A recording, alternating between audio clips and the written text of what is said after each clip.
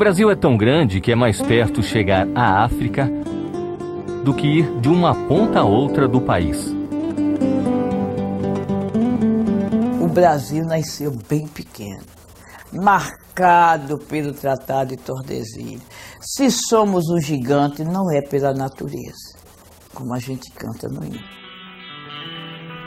Assinado em 1494, o tratado dividiu o mundo entre Portugal e Espanha. A linha imaginária demarcava as terras de cada coroa.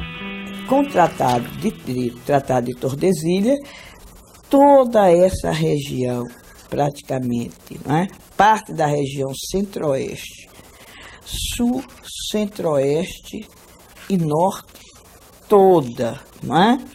Essa parte, né? Fica pertencendo à Espanha. Mas como o Brasil aumentou tanto a ponto de se tornar um país gigante da América do Sul? Esse nosso gigantismo, não é, na América do Sul foi produto também de uma expansão territorial, movida por N fatores, mas principalmente econômicos. As fronteiras se moviam junto com as pessoas.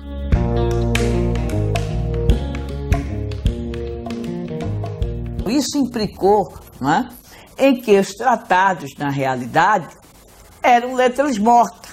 Ninguém respeitava. Nem Portugal respeitava os tratados que estabelecia com a Espanha, e nem a Espanha respeitava os tratados firmados com Portugal. Pressionados pela realidade, Espanha e Portugal assinam uma série de acordos a partir de 1750 com o Tratado de Madrid, que foi baseado no direito romano do Utis Possidetis.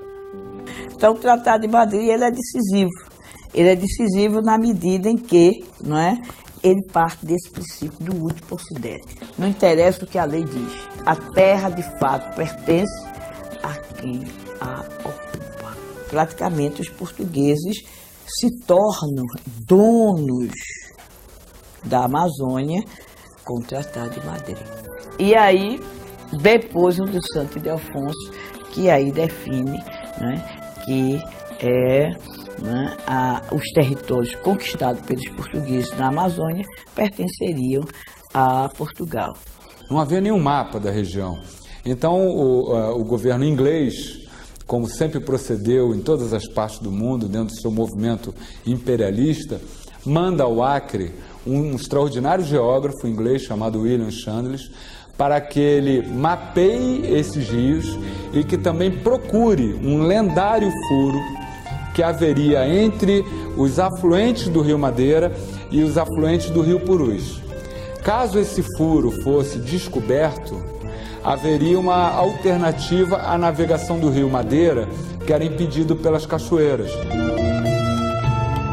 Nada entrava nem saía, a não ser pelo rio, né? Poeticamente, até você pode chamar os caminhos de água, os caminhos que andam, as veias de penetração da região, foram os rios. O sentimento de pertencimento das pessoas, não é? Sentimento de pertencimento que está ligado à questão da identidade, era o rio dos avós, dos acrianos, não é? É o rio. Você é de onde? Sou do Juruá. Você é de onde? Do Tarauacá. Você é de onde? Do Envira. Ah, eu me casei lá no Envira. Ah, eu morei lá no Tarauacá. Ah, eu fui feliz, muito feliz lá no Envira. O Acre, até 1850, era terras não conhecidas. Ninguém sabia para onde iam os rios, ninguém tinha um mapa dessa região. Entre 1850 e 1880 é quando começam as primeiras explorações do Acre. Quando vai lá os diretores de índios, como Manuel Urbano da Encarnação, os geógrafos estrangeiros, como William Chandler, que vão então mapear essa região e dar a conhecer ao resto do mundo o que havia ali. E desde o início se percebe que é muito rico. E muitos vieram para cá, vieram e vêm, atraídos pelo que é a Amazônia. A Amazônia criou todo um imaginário, né? Imaginário que é inventado e reinventado, e todos querem conhecer a Amazônia, o que é a Amazônia. A situação continua de litígio. E aí vem o Tratado de Ayacucho. Esse Tratado de Ayacucho tem muitas peculiaridades. Primeiro, porque ele se dá no momento da chamada Guerra do Paraguai.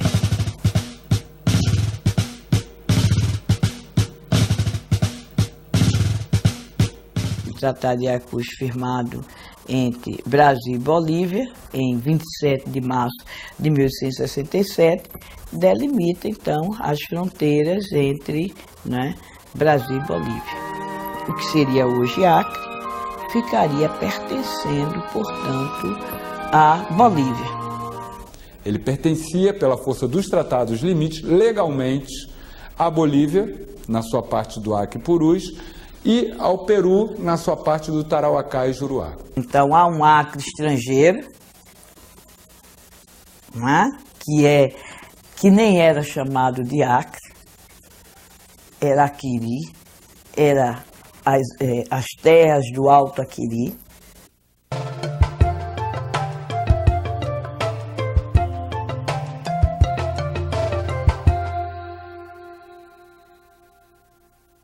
Esse negócio do Aquiri foi isso, o seringalista lá, ele escrevia, não sabia escrever direito Aquiri, terminou escrevendo Acre e o nome pegou, né? Ele ficou Acre mesmo, batizado até hoje Acre.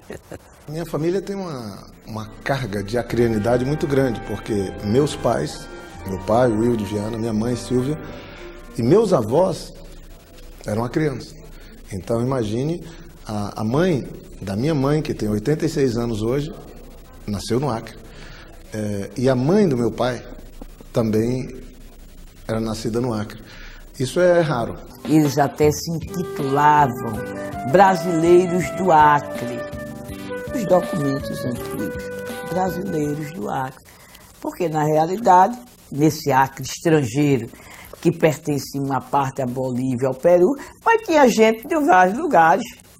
E esse processo de ocupação trouxe o libanês, o português, alguns espanhóis, alguns outros povos migrantes daquelas regiões que faziam parte já de uma identidade nordestina, que também era fruto de um processo migratório também histórico.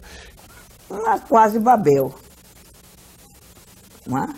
E, na realidade, era uma espécie de terra de ninguém, porque juridicamente, há um tratado que diz a terra pertence à Bolívia, mas está sendo ocupada por pessoas de várias outras nacionalidades. Né? E com um grande percentual de brasileiros. Como os rios favoreciam os brasileiros e esses entraram e ocuparam toda essa região, criou-se então um conflito que foi eminentemente um conflito internacional em torno do domínio da borracha, que dava muito dinheiro. A Bolívia assume, a terra é minha. Mas o que era a Bolívia? Que poder a Bolívia tinha para efetivamente assumir a soberania dessa região, do ponto de vista político, econômico, né? Do ponto de vista cultural? Então não tinha, na realidade, condições. Mas a região era importante para eles, porque a borracha. Assim como a borracha que saía do Acre, o dinheiro também tinha outro destino. A Paris vinha a Manaus, viver Manaus, com sua nostalgia, com seu romantismo, com seu ambiente de encontro de poetas, de pessoas da noite, da aristocracia que se formava no Amazonas, os cassinos, as riquezas que emergiam dentro da vida do Amazonas a partir do ciclo da borracha. Então isso gerou altivez de quem aqui ocupava. Quando o seringalista chegava, ele chegava de cabeça erguida como um senhor do seu ambiente, que afirmava culturas, valores. Manaus tinha o maior consumo de diamante no mundo. Belém foi uma das primeiras cidades da América a ter luz elétrica.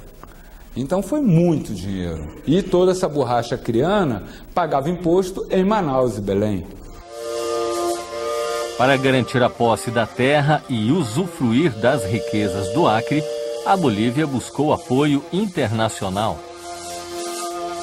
O que aconteceu foi o seguinte, foi desenvolvido todas as tratativas entre o governo da Bolívia e o governo norte-americano para que se formasse um consórcio de capital inglês e norte-americano, inclusive com participação do sobrinho do presidente Roosevelt, para arrendar o Acre da Bolívia, uma vez que a Bolívia não tinha condições econômicas e sociais de ocupar efetivamente o Acre e também não conseguia desalojar os brasileiros. Isso ainda em 1899. A primeira grande ideia de ter uma área neutra que correspondesse ao modelo africano de colonização, as Chartered Companies, que eram territórios dos países anglo-saxões ou americanos ocupando a geografia africana.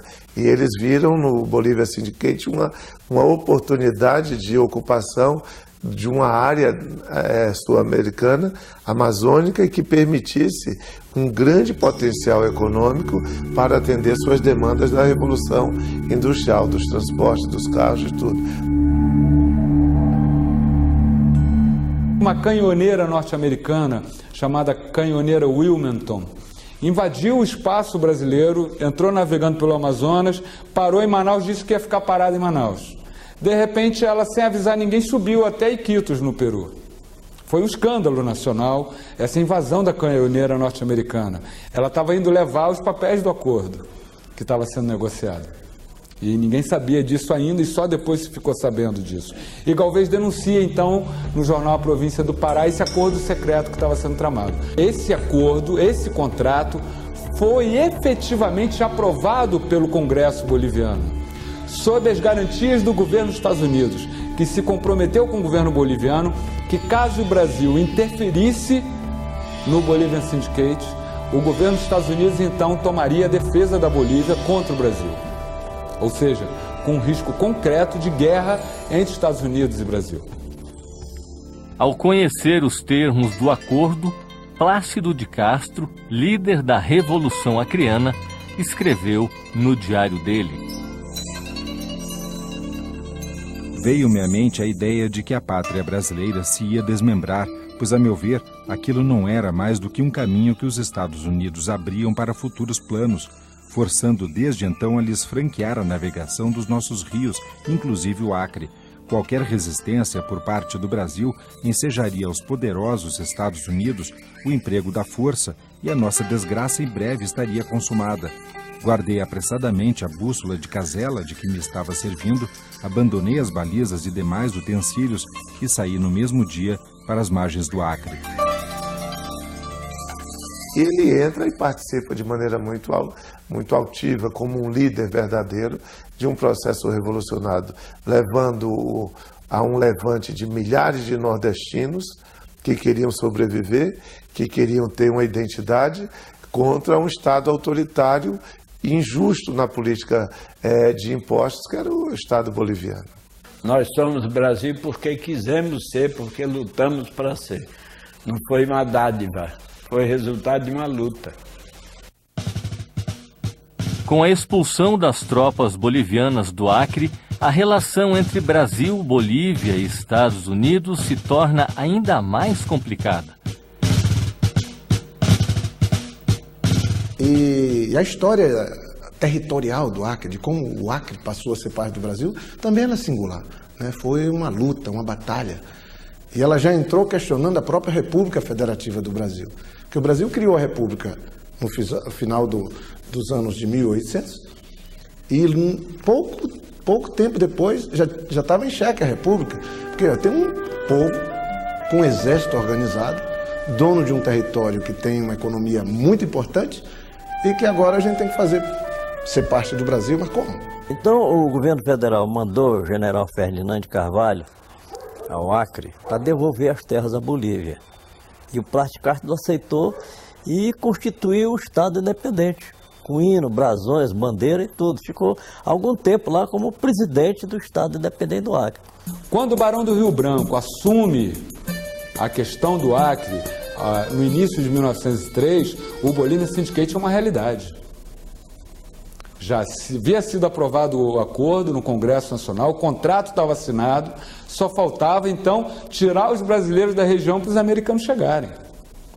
Barão do Rio Branco então encarrega o Assis Brasil de negociar. Enquanto o Barão negociava com o governo boliviano, Assis Brasil foi negociar com os capitalistas norte-americanos nos Estados Unidos, em Washington.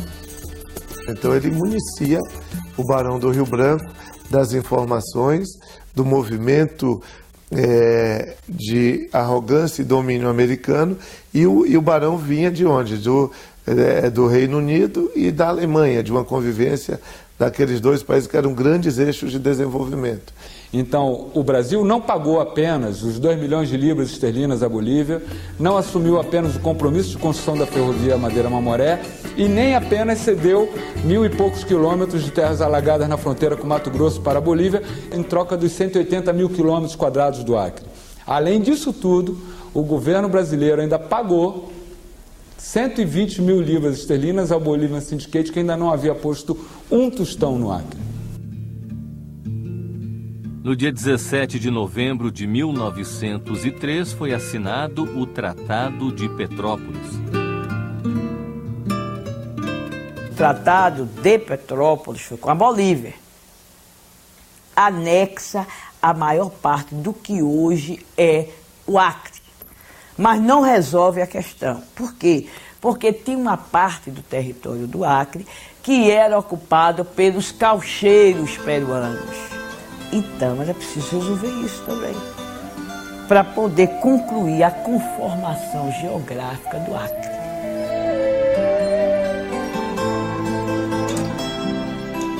O Acre foi incorporado ao Brasil em 1904, dividido em 3 departamentos. Os departamentos do Alto Juruá, do Alto Purus e do Alto Acre, independentes e autônomos. E o presidente da República nomeava os prefeitos de cada departamento. Isso foi de 1904 até 1912, em virtude e em represália do movimento autonomista de 1910, quando a população de Cruzeiro do Sul expulsa o prefeito nomeado pelo presidente da República